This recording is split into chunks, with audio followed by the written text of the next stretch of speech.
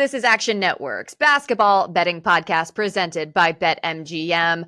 I'm your host, Maria Marino, joined once again by Action Network writer Jim Turvey. We have had you covered all throughout the WNBA playoffs. Now we have a Game 4 to preview here during the finals. That's right. The sweep did not happen. We still have a series. Jim, welcome back. Yeah, glad to be back. It's been fun chatting through every game of these. I'm so happy we've been able to kind of dissect game by game. I think it makes it challenging to not, zoom in hyper specifically and in terms of, overreacting and stuff like that. But that's half the fun in sports, is overreacting to individual games in the finals. So yeah, we definitely have a series. We've got, you can lead with some news here, but it's going to get interesting here. Yeah. I mean, if you haven't heard already, some major injury news. Now, if you watched Game 3 at all, you know that Chelsea Gray left about midway through the fourth quarter with an injury. It's not clear exactly what it is. We know it's a leg injury or a foot injury. I just want to say that I think the Liberty at that point pretty much had the game in hand. And this is just such a bummer because rather than us sort of just reacting to that game and, what we saw from an X's and O's standpoint and, all of that, we have to talk about, injury and how that's going to affect the series, because not only has Chelsea Gray been ruled out for Game 4, but here on Tuesday, we get word that Kia Stokes has also been ruled out for Game 4 with a foot injury. So there's some video floating around on Twitter, and Chelsea is in a boot and also on a scooter. And Kia Stokes, meanwhile, is on crutches, and she apparently woke up the day after the game with pain. So we're still trying to figure out exactly what's caused these injuries, but we know that those two are out, at least for Game 4. Questionable for Game 5, but I don't know how that's going to go, if necessary, I should add. Yeah. It's a bummer for many reasons. I think, like you said, part of that is, taking, realigning focus. But I think the biggest bummer is that, Chelsea Gray is arguably the most fun player to watch in the league, in the finals especially. She is one of the rare athletes. We talked about it earlier in our finals coverage, but she's one of the rare athletes who really seems to have that kind of next level to really step up in the finals. And I think, for neutrals, but even fans of either team, certainly an Aces fan is going to be upset, but I think even Liberty fans, you want to see the bet. This is what we wanted, is we wanted to see these two super teams, ideally fully healthy, squaring off. Truly the best team gets the trophy at the end. But that there's also the inevitability of injuries. It is unfortunate, but it is something that is, it is baked into athletics. There are always going to be players out. You almost never see a fully clean playoffs in which, two teams stay fully healthy the entire time. It is very rare. You mentioned that when she went out, it was pretty much in hand. I'll say this: it was an 8-point game. It ended up at what did it end up at 14. I think it was around that time where the Aces had cut into it a little bit, but the Liberty had kind of stopped the bleeding. But it was, it was still around there. And I don't think it's a coincidence that the Liberty kind of really ran away with it right at the end there, because Chelsea is so important. And that's we'll talk through, Game 4 and, maybe even sneak a peek to series pricing as well. But she led the Aces in minutes this season, which it wasn't really because she's like the young buck, she's the vet on this team, but they really don't have a backup point guard, and they really don't even have a backup initiator who they certainly not one that they trust in the finals. So it's really going to be interesting to see, her and Stokes. Stokes is very, a very underrated part of this team, but we saw in Game 2, when she had those 8 first half points, that was pretty key to them getting out to that crazy fast start that they had.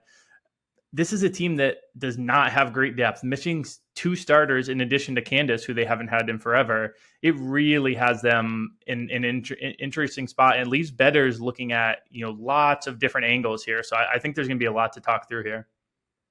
Definitely. And make sure, if you're not already, you're following Jim at Turvey Bets in the Action app, and myself at Maria C. Marino. Now, on our last podcast, I talked about how I felt like some of the things that we expected in game 2, I thought might be the case in game 3, but I wasn't necessarily advising to bet it just because the Aces after game 2 just looked so dominant and so confident that, I was a little unsure. I did wake up Sunday morning and bet the Liberty money line. So Let's go. I'm I'm happy to start moving the record back into positive territory. But to your point, I think even though the Liberty were leading throughout most of game 3 on Sunday, there was still that too close for comfort feel until, I would say, when Chelsea went out, Kirsten Bell came into the game. And I remember at that point, I'm thinking, why is Kirsten Bell coming into the game? And then it all kind of unfolded that Chelsea had gotten injured. And then Becky eventually sort of, waved the white flag, if you will. And so, yeah, it was actually shaping up to be one of the closer games that we've seen between these two. But let's analyze a little bit of what we saw further apart from the injury. Jonquil Jones, if this series somehow, ends up going the Liberty way, I mean, that bet that you advised before the series about her being the MVP, I think that is still very much in play, because I really do think she has been the Liberty's most important and also most consistent player throughout the entire postseason. We've seen Stewie be more up and down than we're used to seeing. Same thing with Sabrina. Same thing with Benaj Laney, who for the last 2 months of the season was like such a consistent scorer. So once again, JJ shows out in a do or die game, and not only is doing her part defensively on Asia Wilson and sort of being that second line of defense for the Liberty, but also offensively. And, we saw her knock down 4 triples on Sunday, which we know she can shoot the 3, but to see her have, I believe, 7 attempts because she was being given space, and to be able to knock down 4 of those, I think really, really helped the Liberty get a little bit of separation. So she was phenomenal. And, Sabrina, meanwhile, still didn't score a ton, made 3 triples. So she had 9, but the big thing with her was the 11 assists. And I thought about this too after game 2. She is a playmaker, and facilitating has been one of her strengths throughout her career. So I'm glad that they sort of tapped into that skill from her, and not necessarily just relying on her to score points. But I think you'll probably agree with me, Jim, the biggest difference in game 3 was just the overall defensive effort and energy. I felt it and noticed it right from the tip, and that includes Courtney Vandersloot. And I think rightfully criticized her after games 1 and 2 because she was kind of a defensive liability, and she was just much more locked in, much more focused, just much more energetic and active. She got her hands on a lot of loose balls and things of that nature, and so the team was just playing consistently much better defense. So I kind of liked. I'm not opposed, or I wouldn't be surprised, I should say, even if you took these injuries out of the equation for a second. I thought, okay, maybe the Liberty have a good chance here in game 4. And by the way, you and I were both in the building, and it was a great atmosphere.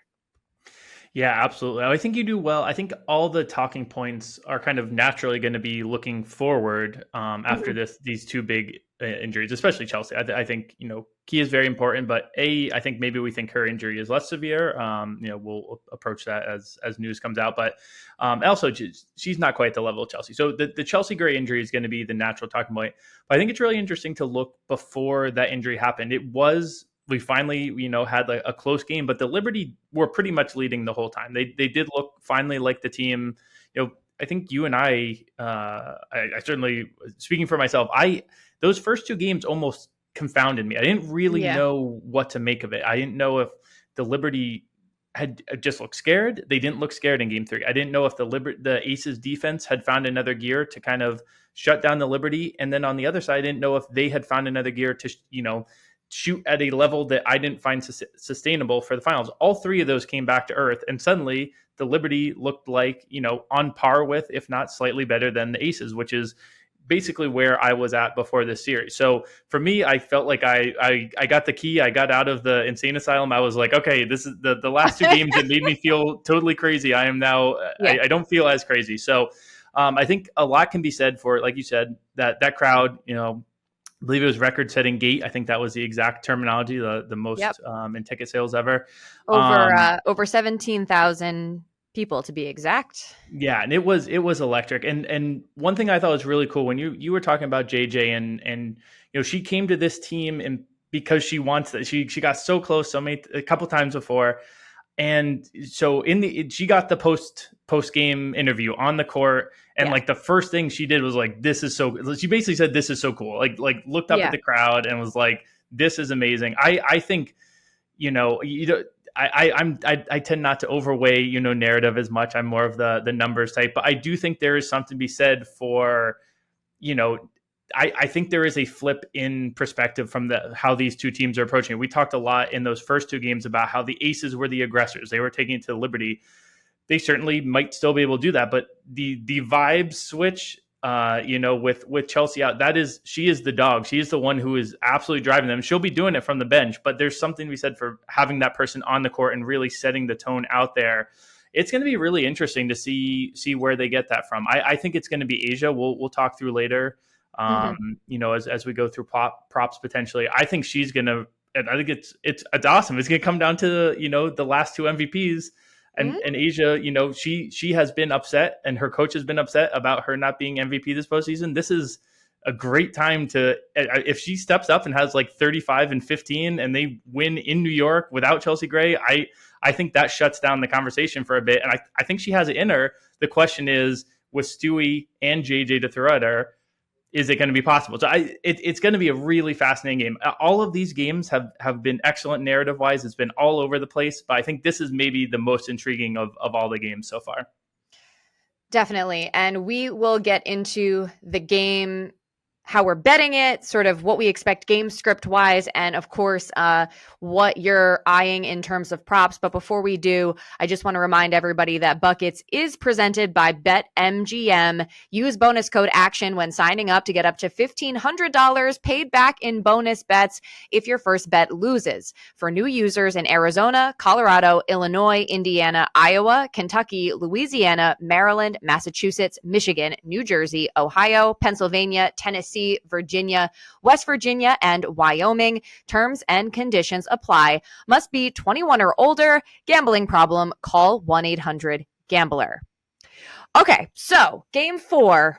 We can get into that now a little bit more in depth. I did want to do game 3 its justice of kind of like just reacting and like digesting what we saw there.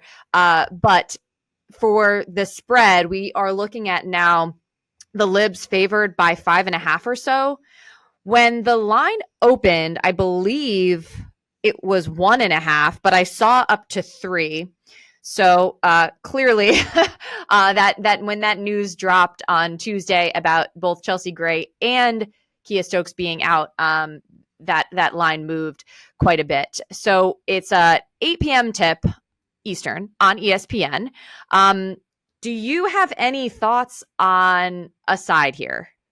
Yeah. So you mentioned kind of the change in the spread since the news has come out. But what I find interesting is you mentioned that the Liberty were favored right after the game. And based on how much that number has moved, I think that the books flipped it from game 3 in which the Aces were favored, which it's interesting. You don't see the books overreact a whole lot. I thought they overreacted a little bit. That being said, I didn't bet it. I was scared too. Those first 2 games really did make it seem like, okay, we might just have, fully aces here. So they made the Aces favored for game 3. And then after game 3, it was now Liberty favored. Now it was kind of that flipping point of, 1.5 either way. But now, I came into the series thinking Liberty about a 0.5 point favorite over the Aces on neutral court. I think having seen what that home court looked like, and now having seen the Liberty playing up to their potential, I think that like Liberty minus 3.5 neutral with the players who came into the finals is about where I'd be. I do think that Chelsea Gray and Kia Stokes are worth more than 2.5. So even if this line is Liberty at 6, I see value on the Liberty side. You can even find a 4.5 in the market still. But where I think I like even more, and we've talked about the snowballing effect. It once again proved true. Now it proved true in a way that I think is the most disappointing and maybe not. It's not going to happen again not because indicative, perhaps. Exactly.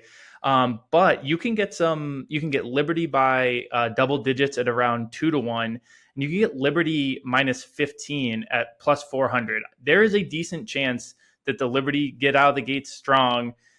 The Aces are like, hey, we got game 5 in the building. We're going to need 40 minutes of Asia, Jackie, and Kelsey in game 5. Let's not burn that bridge in game 4 if we're down 15 at the half, down 20 at the end of the third, something like that. I do think that there is that end of the spectrum isn't covered in the odds. I think there is some value to be had in the blowout potential of this game from the Liberty side of things.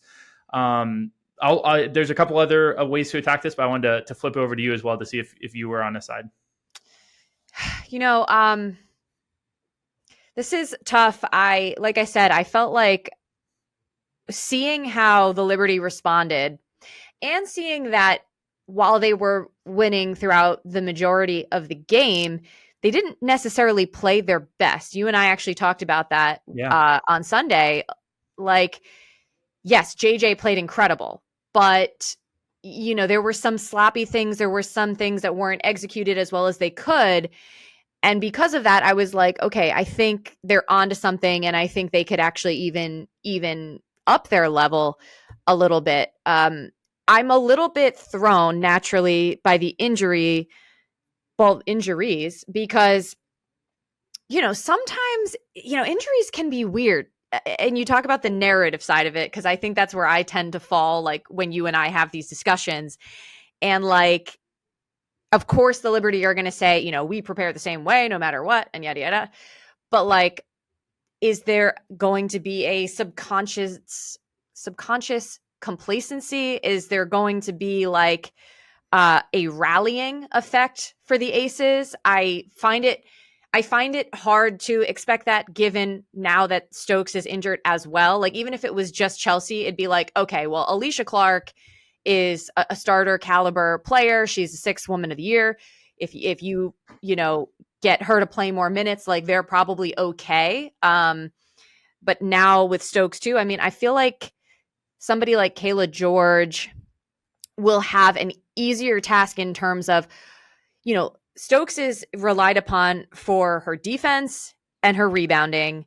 And as long as Kayla George can focus in on her assignments and the communication, I mean, it's going to be tough because she hasn't played a lot, with these other players. And defense is really big in terms of communication.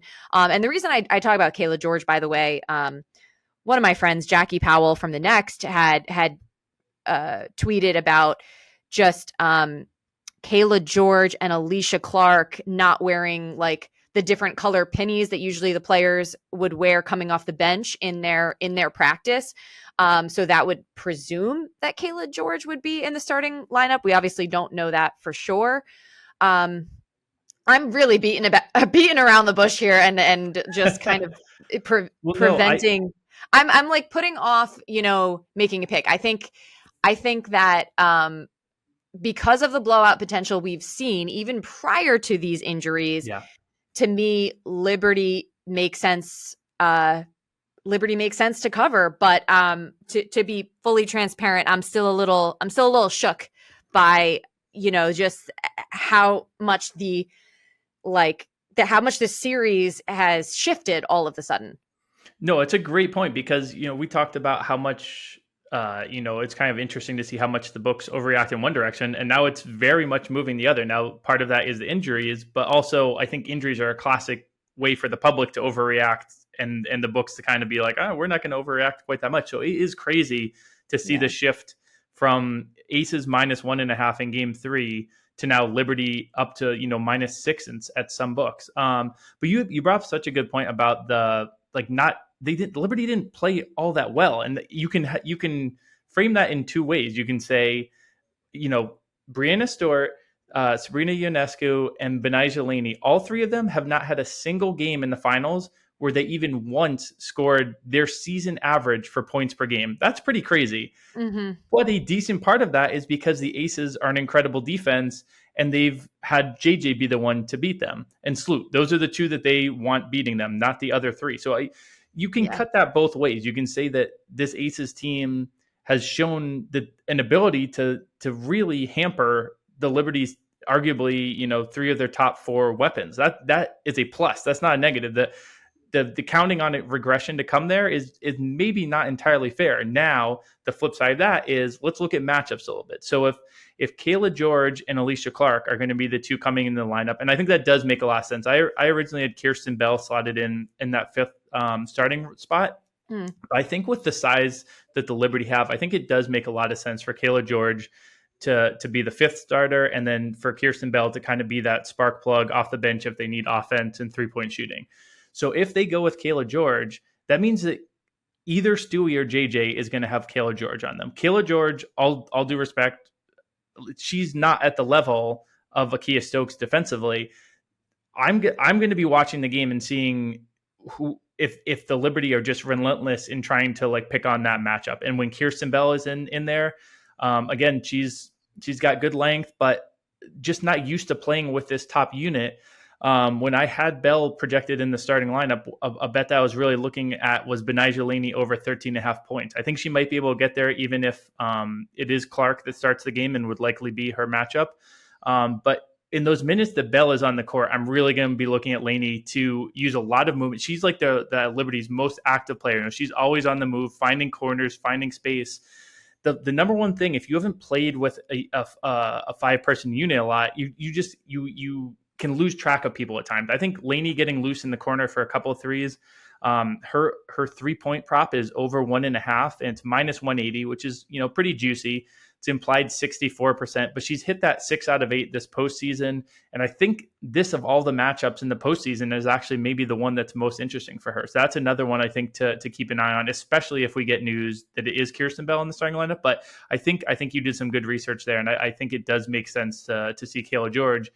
In which case, maybe you'd be looking at Stewie points, Stewie rebounds, or if they decide they want to take away Stewie, maybe it's JJ just going off again, which, we would love for the Finals MVP play. So there's a lot of moving parts here. I think, if we do get potential Game 5, we're going to have a lot more information to work with. But it's really fun to try and, project out some of these matchups and do this work on the front end and try and see some potential spots to bet. Interestingly, I find the matchup discussion tough and actually still kind of a mismatch if you think about it, because I still think that the Aces guards have the advantage. Because you still have Sloot and Sabrina, on that perimeter for the most part, or Maureen Johannes, who has a lot of trouble on defense. Yeah. It's nice that the Liberty have somebody like Kayla Thornton that they can mix in because she seems to do well against bigger bodies. But it's to me, the matchups are not necessarily a given in favor of New York. It really depends. I think the front court are obviously in a better place, but the front court hasn't necessarily been the issue in the series for the Liberty. So no, it's such a good point. And again, I did a little bit of projecting this in prep for this before I was even thinking of Kayla George being in the starting lineup. And what I was looking at was, last game we saw Stewie go on to Kelsey Plum onto Chelsea Gray at times, which was a twist from Sandy that I really liked and I thought did a really good job. Sandy with a twist. Sandy, I can coach. I was going to say, we undersold her a little bit maybe at times. I'll speak for myself. In fairness, no, we talked about the coaching advantage of Becky Hammond. And that's another thing that's giving me a little bit of hesitation too, because I know that she is scheming right now and understanding that there's some stuff going on here, but also there's going to be some surprises. I think I don't know what it's going to look like, but you know, she knows her personnel, you know, better than we do, and we just don't know exactly what to expect. I think that's Well, really like the overarching theme for me, anyway. and you talk about like a backs against the wall, no one believes in it. So we were talking about how I don't know how she did that before the series to kind of make them the underdog. She's not going to have trouble No. getting that message across now. So in terms of the aces props, just really quick. So I think we could see. I originally was thinking maybe the Liberty will do to Kelsey Plum what they had done to Chelsea Gray last game and put Stewie on her. But if Kayla George is in that starting lineup, I don't think they can afford to do that. And I think it goes back to having Vandersloot on there. I think Plum is going to get a lot of usage. So I was looked at, I've referenced this site on the podcast before. I love this site, pbpstats.com. I always have to say it that slow.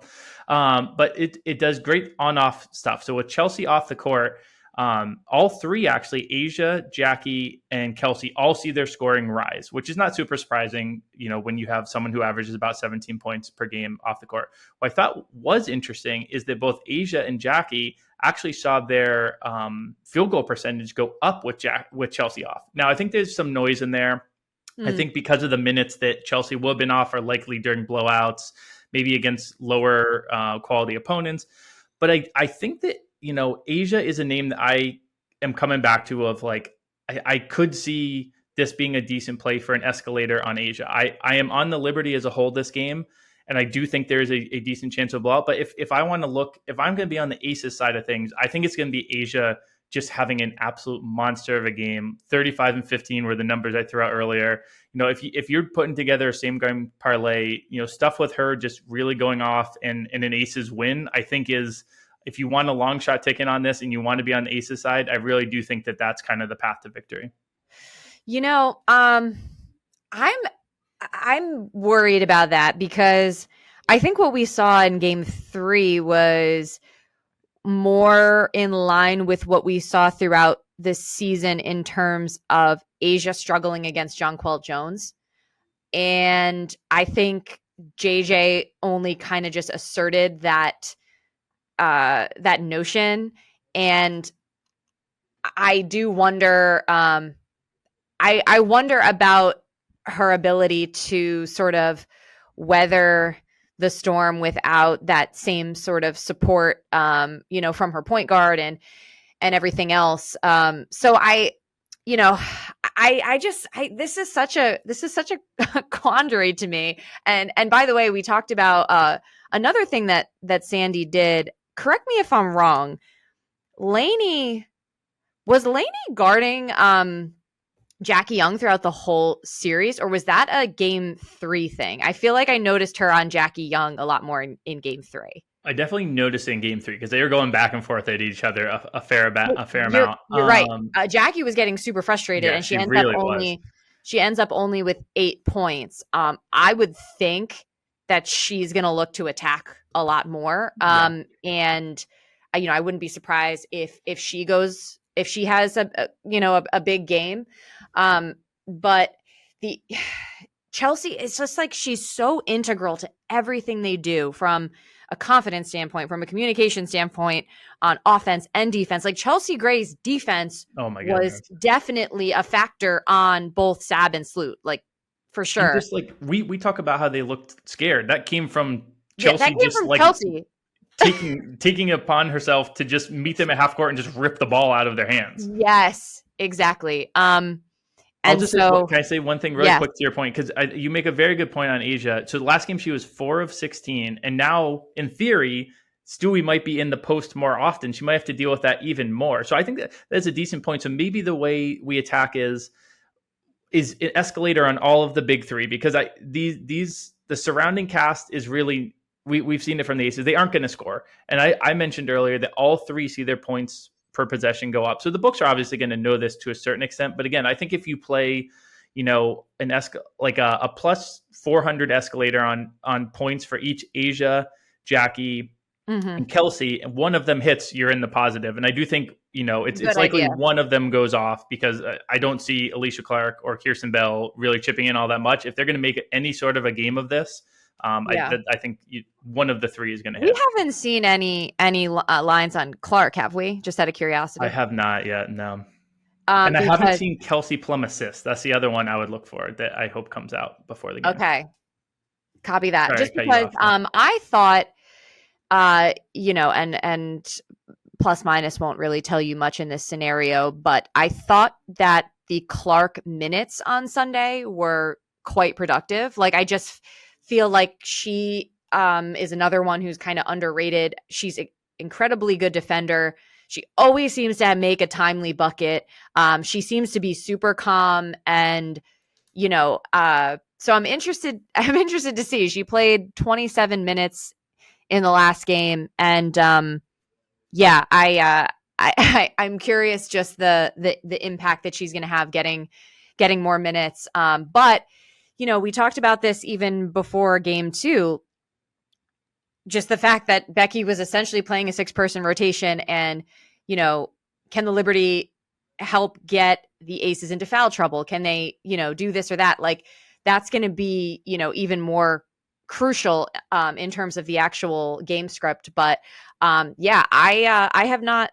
You can probably tell I have not made up my mind in terms of props. So I'm I'm happy to hear any other suggestions that you No, have. I don't hate waiting it out, and I think because there are those questions in the starting lineup.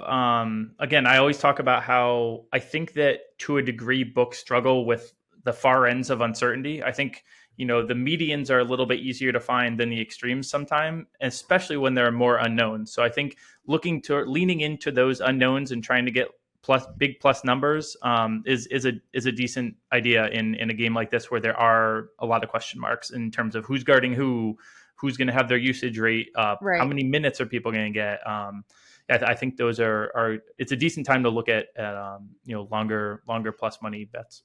And I would say this too. I really like the escalator idea with the sort of the now big 3 on the Aces. I think that the Kelsey Plum number is probably a little inflated. I think we Yeah. saw her points at 22 and a half, which went up from the previous game because she had 29 in game 3. But like I said, I'm curious. I would keep an eye on Jackie Young because that might be on the lower side.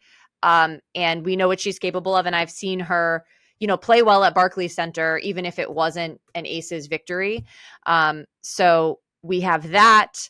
What's interesting too is Jonquel, because she was doing quite a bit of scoring. I think she actually had her lowest rebound output in quite a while. She had 8 in game 3. I think that must be the first game of the postseason that she didn't technically get a double double. Yeah, I think because And she was hitting Stewie all got those more. threes, yeah, she was Yeah, more on the you're perimeter. right. Yeah. She was more on the perimeter, and Stewie actually did get a double double, got 12 boards. So just a side note there, and something to keep an eye on. What about total? Should we talk about that really quick? Yeah, I lean towards the under, but I think I'm gonna kind of hyper focus it. Yeah, it doesn't entirely make sense to give out the big 3 escalator points on the Aces and then say team total under. But I think that there are ways in which there is value on both of those. I do think Aces team total under. That was one that was one of your bets for last game. I really liked and hopped along and joined that hit with Well, to be a fair, lot it of wasn't like ease. an official bet, but I thought about it and I The brought it logic up. was But great. The logic was great. It was enough to win me over. I hopped okay, on, good. gonna run it back for game 4. Chelsea integral to the offense and just you and I talked last game about how there was a lot of shooting regression that was likely due on this team, and it did happen, which you don't always want to try to catch the falling knife, as our former colleague Raheem Palmer likes to say, but sometimes the knife makes itself obvious that it's got dulled edges, and you can reach out and Yeah. grab it with safety. And I think the numbers they were putting up in the first 2 games just weren't going to be sustainable, especially on the road in a finals atmosphere. And I think that number's dropped a couple points because the Liberty are now the favorite, and B, the total itself has gone down with the news that Chelsea's out. But I think there's still some value on the team total under for the Aces. And also to sort of defend your thought a little bit on like those three players maybe going over. I mean, there is a scenario that those three have all great games, but it's still just not enough Yeah. firepower Get because 25 from each and score 82 and right, both things happen. right. So yeah, that's something to consider. And for what it's worth, the total as a whole went under in game three, I believe. And right now we're looking at about 168 and a half, dropped a couple points, I think, after the injury news. And that was, I want to say 170 ish, maybe 172 was what we had going into the last game. So, I could see, as far as like a whole game standpoint, I could see the Liberty flowing offensively, but I could also see them grinding it out and like, having more of an ugly shooting performance, but still winning fairly handily as well. Yeah, I think I lean to you with the under as well, for sure. Okay. Yeah, I just feel like I apologize because I feel like this, we talked about it, like this, there's just a little bit of a kind of feeling now. Um, you Do know, we really quick want to look at like series price and finals MVP? Sure, why not? I mean, we talked about JJ a little bit before. Last time I had checked, she was at like plus 1100. What else? What else are you thinking? Well, let's I'll give the numbers and then we can see if there's anything that grabs us. So the Aces are still minus 300 to win the finals. The Liberty are plus 240 for the series Hmm. overall. Does that interest you at all? If we think that, we don't want to prognosticate out. We don't want to report and guess more than we know on Chelsea. We know that Right. she is in a scooter. That is not a great sign. We know that there's a shorter turnaround from game 4 to 5 than there actually Oh has been earlier in no! this series. I forgot to mention that Game 5 would be on Friday, Yeah. not Sunday. I Interesting.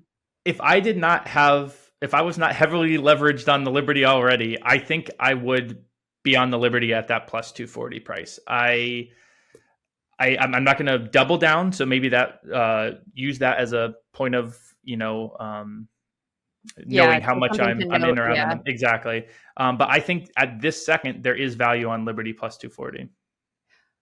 Agreed. And one thing that we failed to mention last pod that our colleague at Action Network, currently Brian Fonseca, mentioned was, I believe he said that 7 prior final series had gone the distance, had gone 5 games, but all of them had a split in the first 2 games, which, prior to the result of game 3 and the ensuing injuries would have been pretty not good for the Liberty side of things. But now I feel like anything can happen because of those injuries, even though, the Liberty have to contend with having to go back to Vegas should they indeed force a game 5. Well, and there's the flip side of that was that 8 times a team had taken a 2-0 lead. 7 of those 8 just finished in a sweep. So the Liberty were kind of already to have, and I think we both agree, even if Chelsea plays the full game, the Liberty win that game. So they had Sure. already positioned themselves kind of Pretty in a well. class of their own. There's one other team that had even only forced a game 4. So I think it is fair to say we are in a little bit, when you only Uncharted. have when you only have 26 years of a sample, that sounds like a lot, but it That's really is. true. I keep forgetting that. It's really not that much. It really is not all that much. So, yeah, I think you mentioned JJ Finals MVP. So just real quick, I'll say Asia Wilson's minus 115 right now.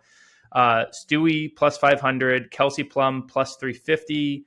Jackie and John Quell are both at plus 1,000. And then Sabrina's at plus 2,800. I think John Quell still at plus 1,000, 10 to 1 is, Yeah. if you're going to get on the Liberty, maybe instead of plus 240, I really haven't seen a lot from Stewie that would make me think Stewie's getting this award over Jonquel Jones. If you want to get some, a cheap times 4 on Yeah. your Liberty ticket, I do True. think Jonquel is still the way to go for this.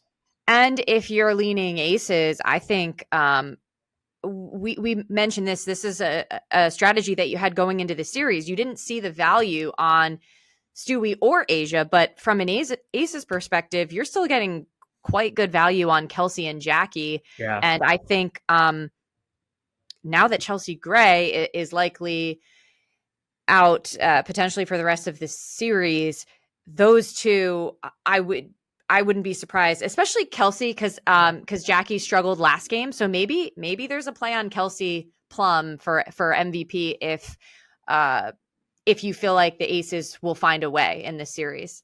Yeah, I think that's a great point. My biggest holdup, I was talking our good friends Daniel and Calvin, we reference them all the time, and Danny as well.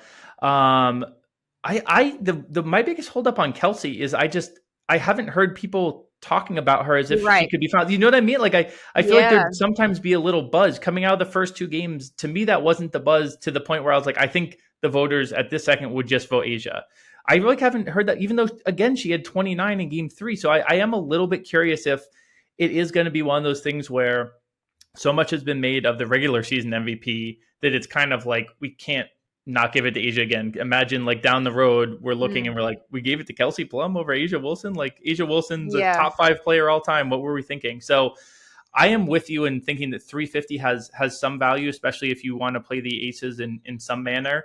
But I am a little bit nervous. I just haven't heard the buzz about. Like she hasn't MVP. Dominated the narrative, and arguably her best game was Sunday, but that got dimmed by the whole Chelsea Gray injury thing. So it's maybe not top of mind. But to answer your question, like I'm kind of with you. I'm not necessarily doubling down on the Liberty. I think people who listen to this pod know where I stood even at the beginning of the season and how I felt going into the playoffs. But as someone new coming in and you want to go on either side, I definitely feel like it's worth a flyer, if you want to even call it that, on the Liberty side, because the value is there, the momentum is there, and now we know that there's a personnel issue on the side of the Aces. So yeah, I would endorse that.